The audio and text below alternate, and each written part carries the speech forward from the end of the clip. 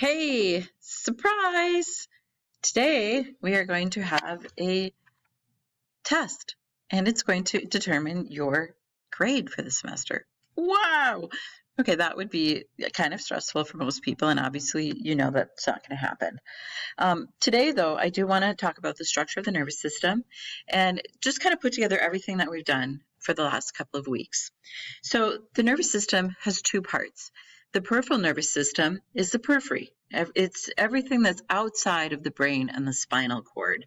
So it's we'll look at that more closely, but just keep in mind there are two main parts: the peripheral and the central nervous system. Some people call it the PNS and the CNS. Okay, so now let's look at the structure of the nervous system as a whole. In the periphery, we've got everything that controls the muscles and the senses that come from outside of the brain and spinal cord. The central nervous system, just the brain and spinal cord.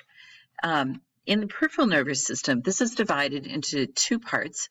The autonomic part of the peripheral nervous system controls the self-regulated action of internal organs and glands. So this is going to be your digestion, your heart rate, your lungs, etc. The somatic part of the peripheral nervous system is going to control voluntary movements of skeletal muscles.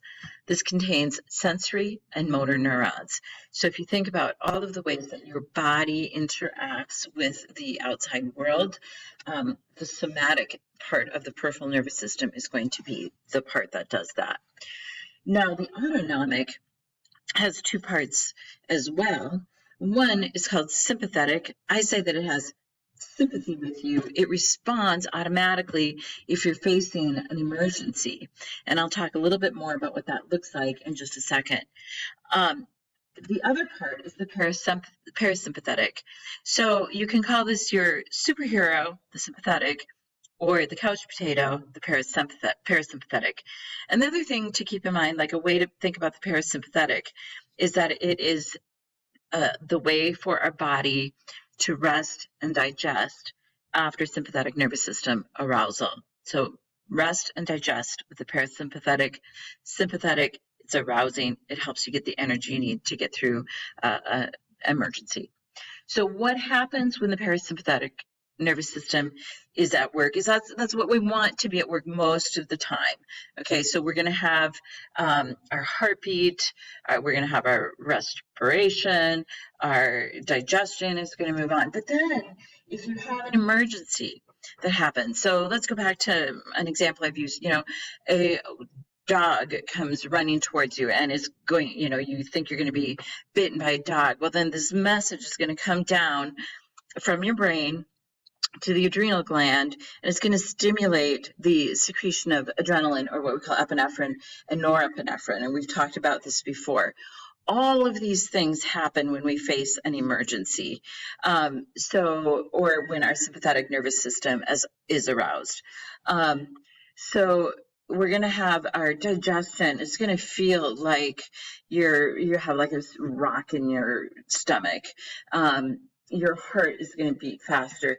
They don't have the lungs on here, but you're going to breathe faster as well. The emergency passes, and then, and by the way, the pupils will dilate during an emergency because that helps you to see better. And then the emergency passes, the parasympathetic nervous system kicks in, and starts to calm the body down, again, to rest and digest and to get you ready for the next emergency, if there is one. And obviously we face those in our lives. So that's really the nervous system in a nutshell.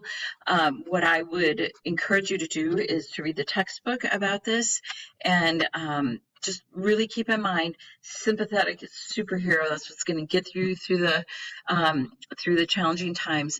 Parasympathetic, it's a couch potato. It's the one that allows you to rest and digest.